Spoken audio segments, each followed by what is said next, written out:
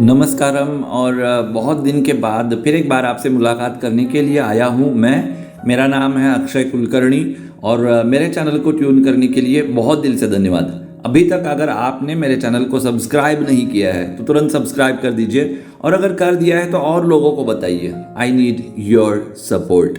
तो आज सावरकर जी की बात नहीं करूँगा, स्वतंत्र वीर सावरकर ये जो पिक्चर आई है उस पिक्चर की मैं बात करूंगा। उस पिक्चर को मैं रिव्यू करने वाला हूं। मैंने फिल्म देखी है, मुझे क्या लगता है वो मैं आपको बताने वाला हूं। और उस पिक्चर में जो पॉइंट्स लिए हैं उन्होंने और उसके ऊपर विवाद हो रहा है। सावरकर जी माफी वीर थे। सावरकर जी ने पेंशन ली थी ब्रिटिश से। सावरकर और ब्रिटिश मिले हुए थे। सावरकर जी का हाथ था गांधी जी की हत्या में। बहुत सारे विषय हैं, लेकिन उन विषयों को मैं आज टच नहीं करने वाला हूं। किसी और पॉडकास्ट में इन चीज़ों के बारे में हम डिस्कस करेंगे। आज हम मेनली फोकस करेंगे पिक्चर और सिर्फ पिक्चर के बारे में। तो विदाउट एनी डिले चलिए शुरुआत कर देते हैं।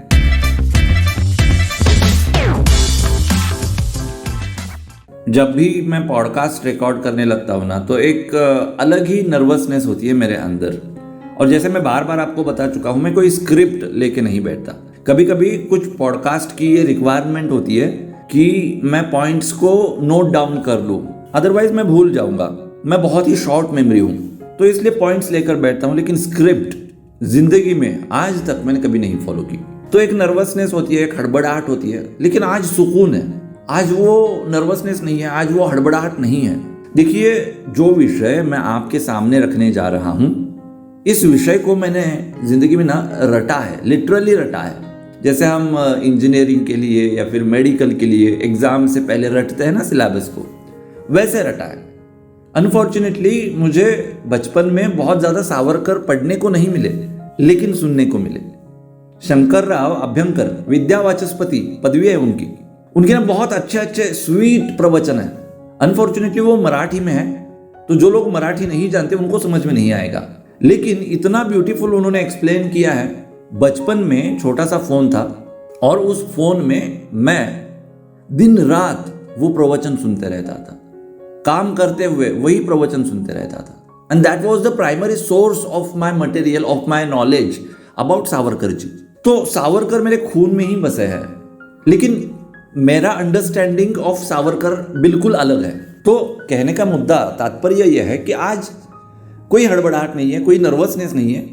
दिल की बात कर रहा हूँ। इसमें कुछ नया मैं आपको नहीं बता रहा और इसलिए रिलैक्स्ड फील कर रहा हूँ। अब पिक्चर की अगर मैं बात करूँ, सबसे पहले एक सेंटेंस में मैं आपको बताना चाहता हूँ कि पिक्चर बढ़िया है, पिक्चर क्लास हो चुकी है। पिक्चर के बारे में मैं बहुत ज़्यादा सेटिस्फाइड हूँ। ये जो क्राफ्ट बना है ना, इस क्राफ्ट को मैं क्रिटिसाइज नहीं कर सकता। इस क्राफ्ट में मैं कुछ कमियां निकाल सकता हूं, कुछ खामियां निकाल सकता हूं, लेकिन इसमें कुछ गलत नहीं दिखाया गया है। और इसलिए हर हिंदुस्तानी को, और इसलिए हर हिस्ट्री के स्टूडेंट को, और इसलिए जो भी लोग कल्चर को स्टडी करना चाहते हैं उनको स्वतंत्र वीर सावरकर ये पिक्चर जरूर देखनी चाहिए, देखनी ही चाहिए। सावरकर एक ऐसी ज्वाला थी ना कि उनको जो भी हाथ लगाता है तो उनके हाथ जल जाते हैं। लोग कह रहे हैं कि पहली बार पिक्चर बनी है, ऐसा नहीं है। हमारी इंडस्ट्री में, यानी कि मराठी इंडस्ट्री में, बाबूजी जिन्हें हम बोलते हैं, सुधीर फड़के जी, उन्होंने प्रयास किया था। उन्होंने पिक्चर निकाली थी ब्लैक एंड व्हाइट में, बहुत पुरानी पिक्चर है। और आज जैसे रणदीप हुड्डा को तकलीफ हुई है ना, ऐसी ही तकलीफ सुधीर फड़के जी को हुई थी। वो पिक्चर, मराठी पिक्चर बनाते हुए उनको बहुत स्ट्रगल करना पड़ा था धन इकट्ठा करने के लिए। बहुत ऑब्स्टिकल्स आए थे और बहुत ज़्यादा प्रयासों के बाद उन्होंने वो पिक्चर रिलीज करी थी। अनफॉर्चुनेटली वो चली नहीं, लोगों तक पहुंची नहीं। पहुंचनी चाहिए, लेकिन वैसा नहीं हुआ। कहने का मतलब ये है कि सावरकर ज्वाला ही ऐसी है। अब अगर कोई बंदा घर बेच रहा है, घर गिरवी रख रहा है, प्रॉपर्टी बेच रहा है सिर्फ एक फिल्म के लिए, तो वो पागल तो नहीं हो सकता ना बॉलीवुड का बंदा। उसके ये जो एफर्ट्स है, इन एफर्ट्स को आप एक्नॉलेज कैसे करोगे, इसको थैंक्स कैसे करोगे आप? और उस चीज़ के लिए ना आपको ये पिक्चर देखनी ही पड़ेगी एट एनी कॉस्ट। आपको अच्छी लगे ना लगे, आप अगर खुद को राइट विंग मानते हैं सपोर्टर, आप अगर खुद को बीजेपी आरएसएस वाले सपोर्टर मानते हैं, आप अगर खुद को राष्ट्रभक्त मानते हैं, आप अगर खुद को सनातनी हिंदुत्ववादी मानते हैं, आप अगर देशभक्त है, तो आपको ये पिक्चर देखनी चाहिए। जो नेगेटिव एलिमेंट्स है हमारे देश में, जो देश को तोड़ना चाहते हैं, जिनको देशभक्ति में विश्वास नहीं है, जिनको दैवत्व में विश्वास नहीं है, जो सनातन के दुश्मन हैं, उनको तो मैं नहीं कह सकता कि आप आए और पिक्चर देखें। अगर वो लोग आकर पिक्चर देखते हैं then it is well and good. उनको भी पता चलेगा कि एग्जैक्टली फैक्ट क्या है। लेकिन वैसा नहीं होगा, संभावना बहुत कम है। लेकिन हम लोग जो खुद को देशभक्त मानते हैं, हम लोग तो इसको सपोर्ट कर सकते हैं ना। बहुत लोग ये भी सवाल उठा रहे हैं महाराष्ट्र में कि बलिदान मास चल रहा है, 9 तारीख तक बलिदान मास रहेगा। बलिदान मास क्या होता है? हमारे राजा धर्मवीर छत्रपति श्री संभाजी महाराज जी, रोंगटे खड़े हो जाते हैं बताते हुए मेरे बदन पर। इनका एक एक बॉडी पार्ट हर रोज काट कर महीना उनको तड़पाया गया था, पूरा 1 महीना, और उसके बाद उनकी मृत्यु हुई थी। वो 1 महीना हम बलिदान मास जो है हम फॉलो करते हैं। इसके अलग अलग रिचुअल्स होते हैं। बेसिकली इसमें ना हम कोई एंजॉयमेंट नहीं करते। तो फिल्म देखना एंजॉयमेंट है, कैसे देखे? नहीं, सावरकर फिल्म देखना ये कोई एंजॉयमेंट नहीं है। मेरा experience I can't even explain you. क्या फील कर रहा था मैं? आंखों में आंसू नहीं रुक रहे थे। कभी कभी खुशी के आंसू आ रहे थे, कभी कभी गुस्से के आंसू आ रहे थे। मेरे अंदर जो गिल्ट है उसके बारे में मुझे बुरा लग रहा था एंड मैं रो रहा था। It was very different experience for me. मैं फुल चार्ज होके आया था। ऐसा था कि आपका प्यार, जब आप हाई स्कूल में, कॉलेज में थे, जी जान से आपने प्यार किया था किसी लड़की पर, और अचानक 10-20 सालों के बाद वही लव स्टोरी अगर आपकी आंखों के सामने आ जाए तो आपको क्या फील होगा? एग्जैक्टली वही फीलिंग थी मेरे लिए। That was not a point of enjoyment. हाँ, कुछ लोग इस तरह की पिक्चर देखते हुए भी पॉपकॉर्न खा रहे थे। अब इनको मैं क्या कहूँ? ये लोग पिक्चर देखने थिएटर में आए, इसके लिए इनके आभार व्यक्त करूँ या इनकी जो बुद्धिमत्ता है इसके ऊपर मैं हंसूँ? सावरकर एक ऐसी पिक्चर है, काला पानी की सज़ा उसमें दिखाई गई है। सावरकर जी को खाने को नहीं मिल रहा जेल में, और इंटरवल में लोग समोसे, vada pav, popcorn, cold drinks enjoy कर रहे हैं। वो मेरे हिसाब से 100% गलत है। एंटरटेनमेंट के लिए ये मूवी नहीं है। अगर आप सावरकर जी को रिस्पेक्ट करना चाहते हैं, if you want to justify with his sacrifice, then please do not do these things inside theatre while watching picture. Please request करता हूं मैं आपसे। इतना संयम आपको रखना पड़ेगा। बाकी ये पिक्चर आपको हर हाल में देखनी पड़ेगी, देखनी ही पड़ेगी। ये मैं आपको बार बार स्ट्रेस करके बता रहा हूं। और अगर आपको देखनी है तो मेरा ये जो पॉडकास्ट है ये भी और लोगों तक पहुंचाना पड़ेगा, क्योंकि इस पॉडकास्ट में मैं आपको वजह दे रहा हूं। I am giving you the reason कि क्यों ये पिक्चर देखनी चाहिए। वो रीजन मैं आपको बताऊंगा, लेकिन उससे पहले पिक्चर के बारे में और एक बार बात करना चाहता हूं कि इस पिक्चर में जो फर्स्ट हाफ आता है वो बहुत बिखरा हुआ लगा मुझे, टू बी वेरी फ्रैंक। बहुत लोग मुझे क्रिटिसाइज करेंगे, इतनी बढ़िया पिक्चर है, मैं क्यों इसमें कमियां निकाल रहा हूं? जो है वो है। मेरा मकसद ये है कि लोगों को सावरकर जो है ना वो समझने चाहिए। बचपन से एग्जाम्पल देता हूं। आपके अंदर कितना नॉलेज है ये मैटर नहीं करेगा। वो नॉलेज आप सामने वाले को कैसे कन्विंस करते हो, कन्वे करते हो, वो मैटर करेगा। पिक्चर एज ए क्राफ्ट बहुत क्लासी बनी है, बहुत बढ़िया बनी है, लेकिन एक सामान्य नागरिक देश का, जिसे सावरकर का एस भी पता नहीं है, वो इस पिक्चर को अगर देख रहा है तो वो कितना समझ पाएगा? अगर मैं सावरकर जी को रट के वहां पर जाके बैठा हूं तब भी मुझे लग रहा है कि ना ये बहुत स्पीड में चल रहा है, कुछ समझ में नहीं आ रहा, कंफ्यूज हो रहा हूं मैं, बहुत सारी चीजें प्रेजेंट की गई है। तो जिस बंदे को सावरकर जी बिल्कुल पता नहीं है वो कितना कंफ्यूज होगा? मुझे लगता है ना दिमागी हेवी डोज नहीं देना चाहिए। जैसे सिंघम विंगम वाली पिक्चर होती है ना, उस अंदाज में सावरकर जी की पिक्चर आनी चाहिए ताकि उन लोगों को सावरकर समझे। पिक्चर बनाने का मतलब ये नहीं है कि मुझे सेटिस्फेक्शन मिले। पिक्चर बनाने का मकसद, मतलब ये होना चाहिए कि ज़्यादा से ज़्यादा लोगों तक सावरकर क्या थे ये समझ में आना चाहिए। उस पर्पज़ के साथ अगर ये पिक्चर बनती तो और बेहतर हो जाता। लेकिन सावरकर चरित्र ही इतना बड़ा है कि इसको पिक्चर में लेकर आना it is next to impossible, और इसीलिए ये प्रॉब्लम हुआ है। तो उसके लिए ना आप एक काम कर सकते थे। अब सारी की सारी बायोग्राफी तो आप नहीं बना सकते एक ही पिक्चर में, तो आप इसके पार्ट्स निकाल सकते थे 1 2 3, या फिर आप ऐसा भी कर सकते थे कि उनकी जीवनी में सिर्फ एक कोई किस्सा, एक एलिमेंट हम लेंगे, एक इवेंट हम लेंगे और उसी के ऊपर पिक्चर बनाएंगे। फॉर एग्जाम्पल, उन्होंने जो शिप से वो जो कूदे थे ना वो समुंदर में, उसके बारे में बहुत सारे मिथ्स है लोगों के मन में आज भी। ये पिक्चर देखने के बाद भी वो मिथ्स बहुत सारे रहेंगे। वो एक ही इंसिडेंट लेकर अगर आप पिक्चर बनाते तो और बहुत ज़्यादा आप जस्टिफाई कर पाते कंटेंट एंड स्क्रिप्ट के साथ। मदनलाल धिंगरा ने कर्जन वॉयली को मारा, सिर्फ ये एक ही थीम लेकर अगर आप पिक्चर बनाते ना तो वो पिक्चर लोगों को ज़्यादा समझ में आती। या फिर सावरकर जी को काला पानी हुई थी, सिर्फ काला पानी एक ही विषय लेकर अगर आप पिक्चर बनाते तो वो और ज़्यादा कंटेंट सफिशिएंट हो जाता, ऐसा मेरे को लगता है। ये नंबर 1 हो गया। नंबर 2, इस पिक्चर में एक कमी मैं हक से निकालूंगा। सावरकर जी सिर्फ स्वतंत्रता सेनानी नहीं थे, वो सिर्फ फ्रीडम फाइटर नहीं थे, वो सिर्फ राजनेता नहीं थे, वो सिर्फ एक पॉलिटिशियन नहीं थे। उन्होंने लिटरेचर की जो रचना करी है, उन्होंने जो साहित्य का निर्माण करा है, व्हाट अबाउट दैट। उनका जो साहित्य है वो ललित इस विषय में भी आता है, श्रृंगार रस में भी उन्होंने साहित्य की निर्मित करी है और वीर रस में भी उन्होंने साहित्य की निर्मित करी है। जब भी सावरकर जी का नाम आता है उनके 2 काव्य उनके साथ ही आ जाते हैं। नंबर 1, सागरा प्राण तळमळला, ने मजसीने परत मातृभूमीला सागरा प्राण तळमळला। इस गाने के लिरिक्स जो है ना उस पिक्चर में उन्होंने ले लिए हैं, लेकिन उसे ना मन नहीं भरता।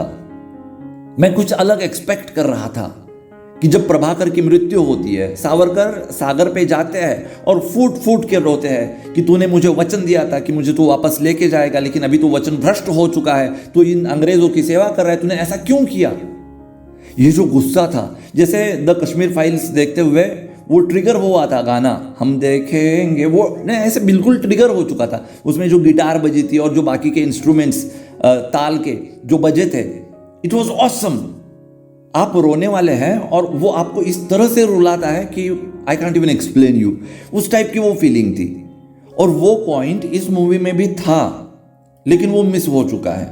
ने मजसीने परत मातृभूमिला सागरा प्राण तळमळला। मेरे कान आज भी आतुर है, मैं सुनना चाहता हूं कि अगर अन्नू मलिक इस गाने को ट्यून दे तो वो कैसे देगा। पंडित हृदयनाथ मंगेशकर जी ने जो बनाया है वो अल्टीमेट है, वो हमारे लिए एक अलग ही काव्य है, उसकी तुलना भी किसी के साथ मैं नहीं कर सकता। बाबूजी ने भी एक गाना बनाया था, सुधीर फड़के जी ने, मतलब उनकी ट्यून अलग थी, वो बहुत साइलेंट वाली ट्यून थी। लेकिन अगर अन्नू मलिक को हम कहेंगे कि इस गाने को ट्यून लगाओ तो वो कैसे लगाएंगे। I was curious for that, वो मुझे देखना था, लेकिन वो मिस हो चुका है। उसके बाद एक संदर्भ पिक्चर में ऐसा आता है जब सावरकर जी जो है ना वो लक्ष्मी की बात करते हैं, मुझे लगा कि वो स्वतंत्र लक्ष्मी की बात करेंगे। मतलब उनका वो भी काव्य बहुत फेमस है, गालावरच्या कुसुमी किंवा कुसुमांच्या गाली जयोस्तुते जयोस्तुते महन मंगले श्वासपदे शुभदे। इतना टफ है ना लिरिक्स कि हम प्रोनाउंस भी इजीली नहीं कर पाते। वो उन्होंने खुद ने लिखा था, उनकी जो कल्पना थी, संकल्पना थी देश के बारे में, राष्ट्र के बारे में, वो संकल्पना जयोस्तुते में आपको सुनने को मिलेगी। इन 2 गानों के बगैर सावरकर जी की पिक्चर पूरी नहीं हो सकती, ये मेरा कहना है, ये मेरा मानना है। और इन 2 चीज़ों के लिए ना मैं कमियां निकाल रहा हूं बस। ओवरऑल अगर आप मुझे पूछेंगे कि मैं इस पिक्चर को 5 में से कितने पॉइंट्स दूंगा, तो सिर्फ आधा पॉइंट मुझे काटना पड़ेगा, जो स्टोरी के बारे में मैंने इनिशियली बताया और जो सॉन्ग्स के बारे में मैंने बताया। बाकी 4.5 स्टार्स मैं इस पिक्चर को देना चाहता हूँ। स्टार्स कितने दे रहा हूँ ये मैटर नहीं करेगा, पिक्चर देखना ये बहुत ज़रूरी है। कुछ लोग ना इस पिक्चर को प्रोपोगेंडा फिल्म कह रहे हैं, मराठी में कहते हैं खावे त्याला खवखवे, ऐसी कुछ एक कहावत है मराठी में। यानी कि इन लोगों को ना प्रोपोगेंडा करके आदत है और इसलिए ये ब्लेम कर रहे हैं कि ये प्रोपोगेंडा फिल्म है। अब आप मुझे एक बात बताइए, ये अगर प्रोपोगेंडा फिल्म होती तो ये पॉलिटिकली इन्फ्लुएंस्ड होती, यानी कि इस फिल्म के मेकिंग में पॉलिटिक्स कहीं ना कहीं इंटरवीन करता, पैसे की लेन देन होती, कोई मतलब रेफरेंसेस वगैरह यूज किए जाते, इस तरह से हो जाता ना। यहाँ पर हमारे रणदीप हुड्डा जी को घर बेचना पड़ा है, प्रॉपर्टी बेचनी पड़ी है उनको, उन्होंने उनका घर गिरवी रखा है। कितने लोगों को ये बात पता है? अभी मीडिया में खबरें आ रही है, हमारी अंकिता जो है लोखंडे, उन्होंने पैसे नहीं लिए हैं इस फिल्म को करने के लिए। प्रोपोगेंडा किसे कहते हैं ये आपको समझना पड़ेगा।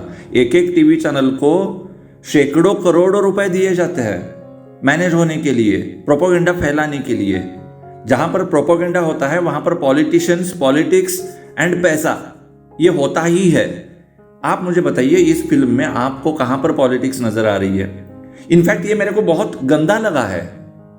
अगर मैं प्राइम मिनिस्टर होता, अगर मैं बीजेपी हेड होता, अगर मैं आरएसएस हेड होता, तो मैं रणदीप हुड्डा को बहुत ज्यादा मदद करता। मेरा कर्तव्य बनता, दायित्व बनता मेरा कि मैं रणदीप हुड्डा को मदद करूं। लेकिन ऐसा नहीं हुआ है। कितने सालों से रणदीप हुड्डा इस पिक्चर को रिलीज करने के लिए प्रयास कर रहे थे।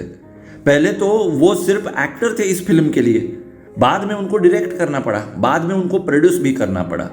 ये सब मीडिया में आ रहा था ना, ये आज नहीं आ रहा, सालों से आ रहा है मीडिया में कि सावरकर जी पर फिल्म बन रही है, रणदीप हुड्डा फिल्म बना रहा है, उसमें दिक्कतें आ रही है, उसकी रिलीज की डेट जो है वो आगे आगे आगे जा रही है। क्यों रिलीज की डेट जो है वो आगे जा रही थी, इस बात के बारे में हम क्यों नहीं सोचते? हम कहते थे कि प्रोपोगेंडा फिल्म है। और इसलिए ना मैं थोड़ा सा बीजेपी और आरएसएस के ऊपर बहुत नाराज हूँ। बड़ी बड़ी बातें करना आसान होता है, जो ग्राउंड पर काम कर रहा है ना उसको मदद करना चाहिए। इसलिए मैं विवेक अग्निहोत्री को ना हैट्स ऑफ करता हूँ, सैल्यूट करता हूँ मैं। विवेक अग्निहोत्री ने द कश्मीर फाइल्स पहले अमेरिका में रिलीज करी, वहाँ से रिव्यूज लिए और पूरे वर्ल्ड में एक वातावरण बना उसका। तब बीजेपी को चाहते हुए या फिर ना चाहते हुए इस फिल्म को सपोर्ट करना पड़ा। अगर वो इस फिल्म को सपोर्ट ना करते तो वो पीछे छूट जाते और ऐसा मैसेज जाता कि ये जो भावना है कश्मीर फाइल्स वाली, इसको बीजेपी एक्सेप्ट नहीं करती, एग्री नहीं करती, इग्नोर करना चाहती है या फिर डिनाई करना चाहती है, इस तरह का मैसेज जाता। तो इस तरह का वातावरण बनाया था विवेक अग्निहोत्री ने, और इसलिए आई सैल्यूट हिम। उस तरह की चाल चलना और ये सब रणदीप हुड्डा ने नहीं किया। वो सिंपल अपने कैलिबर के हिसाब से, उनको जितना जम रहा था उसके हिसाब से उन्होंने पिक्चर बनाई है। And that is why this picture stands very different, very very different, very extraordinary मैं कहूँगा। और इसलिए हम सब लोगों को जाकर ये पिक्चर देखनी चाहिए।